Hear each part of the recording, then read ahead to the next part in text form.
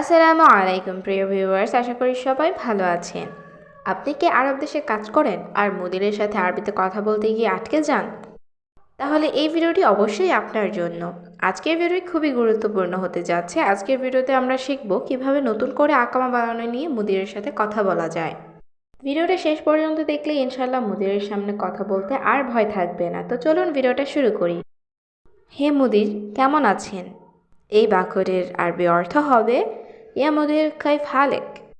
এখানে ইয়া মুদির অর্থ হে মুদির, কাইফ অর্থ কেমন, হালেক অর্থ আপনার অবস্থা। ইয়া মুদির কাইফ হালেক, হে মুদির কেমন আছেন? আলহামদুলিল্লাহ ভালো, তুমি কেমন? এই বাক্যটির আরবি অর্থ হবে আলহামদুলিল্লাহ তামাম, ইনতা কেফ। এখানে তামাম অর্থ ভালো, ইনতা অর্থ তুমি, কেফ অর্থ কেমন। আলহামদুলিল্লাহ তামাম, ইনতা কেফ। আলহামদুলিল্লাহ ভালো, তুমি কেমন?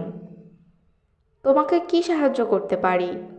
এই বাক্যটির আরবি অর্থ হবে এশ মুসআদা ইনতা। এখানে এশ অর্থ কি, মুসআদা অর্থ সাহায্য করা, ইনতা অর্থ তোমাকে। এশ মুসআদা ইনতা, তোমাকে কি সাহায্য করতে পারি? মুদির, আমার আকামা সমস্যা আছে। এই বাক্যটির আরবি অর্থ হবে মুদির হাগি ইকামা ফি মুশকিলা। এখানে হাগি অর্থ আমার, ইকামা অর্থ আকামা, ফি অর্থ মধ্যে, মুশকিলা অর্থ সমস্যা। মুদির হাগি ইকামা ফি মুশকিলা, মুদির আমার আকামা সমস্যা আছে। আমার আকামার মেয়াদ আর 1 মাস আছে। এই বাক্যটির আরবি অর্থ হচ্ছে হাগি ইকামা বাগি ওয়াহেদ শাহার মেলহা। এখানে হাগ্গি অর্থ আমার, বাগি অর্থ বাকি আছে, ওয়াহেদ অর্থ 1, শাহার অর্থ মাস, মিলহা অর্থ মেয়াদ। হাগ্গি ইকামা বাগি ওয়াহেদ শাহার মিলহা, আমার আকামার মেয়াদ আর 1 মাস আছে। আমি 1 মাস পরে আকামা নবায়ন করতে চাই। এই বাক্যটির আরবি অর্থ হবে আনা আবগা আজাদ্দিদ আল ইকামা বাদ শাহার। এখানে আনা অর্থ আমি, আবগা অর্থ চাই, আজাদ্দিদ অর্থ নবায়ন করা, আল ইকামা অর্থ আকামা, বাদ অর্থ পরে, শাহার অর্থ মাস। আনা আবগা আজাদ্দিদ আল ইকামা বাদ শাহার, আমি 1 মাস পরে আকামা নবায়ন করতে চাই। তোমার মতামত কি? এই বাক্যটির আরবি অর্থ হবে অ্যাশ ইন দ্য রায়েক।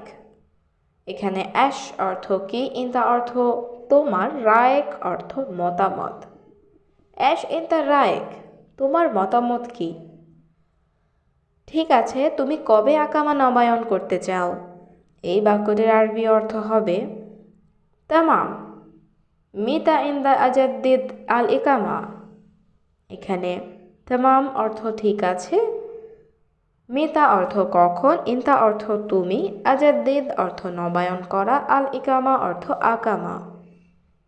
তামাম মিতা ইনদা আজাদ্দিদ আল ইকামা, ঠিক আছে, তুমি কবে আকামা নবায়ন করতে চাও? যে কোনো সময়ে আমি আসতে প্রস্তুত। এই বাক্যটির আরবি অর্থ হবে আনা জাহেজ ইজি ফি আই ওয়াক্ত।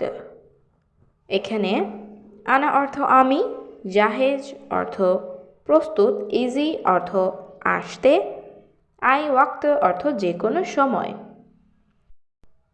আনা জাহেজ ইজি ফি আই ওয়াক্ত, যে কোনো সময় আমি আসতে প্রস্তুত। আপনি বলেন আমি কখন আসব? এই বাক্যটির আরবি অর্থ হবে আন্তাকুল মিতা ইজি।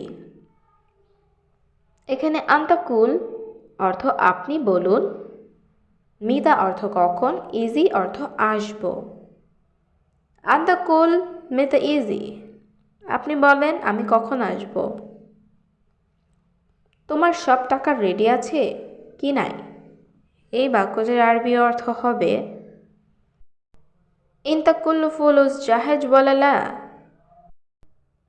এখানে ইনতা অর্থ তোমার, কুল্লু অর্থ সব, ফুলুস অর্থ টাকা, জাহেজ অর্থ প্রস্তুত, ওয়ালালা অর্থ নাকি না। ইনতা কুল্লু ফুলুস জাহেজ ওয়ালালা, তোমার সব টাকা রেডি আছে কি নাই? মোদের টাকা নিয়ে ভয় করো না। এই বাক্যটির আরবি অর্থ হবে ইয়া মোদের মাফি খৌফ ফুলুস। এখানে মাফি অর্থ নেই, খৌফ অর্থ ভয়, ফুলুস অর্থ টাকা। ইয়া মোদের মাফি খৌফ ফুলুস, মোদের টাকা নিয়ে ভয় করো না। টাকা প্রস্তুত আছে। এই বাক্যটির আরবি অর্থ হবে আল ফুলুস জাহেজ। এখানে আল ফুলুস অর্থ টাকা, জাহেজ অর্থ প্রস্তুত। আল ফুলুস জাহেজ, টাকা প্রস্তুত আছে। তুমি কখন ফ্রি আছো? এই বাক্যটির আরবি অর্থ হবে ইনতা মিতা তাকুন ফাদি।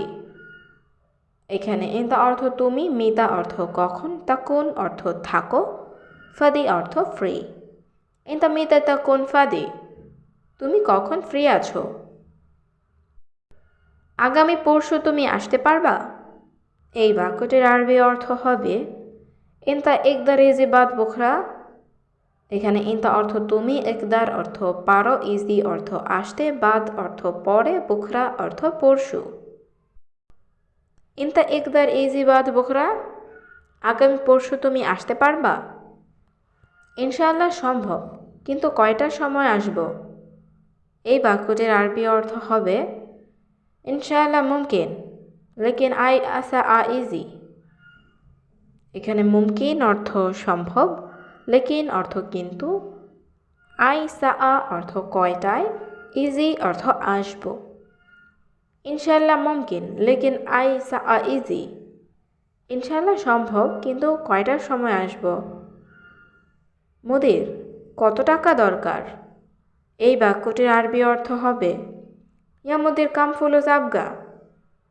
এখানে কাম অর্থ কত, ফুলুস অর্থ টাকা, আবগা অর্থ দরকার বা চাই। ইয়া মোদের কাম ফুলুস আবগা, মোদের কত টাকা দরকার?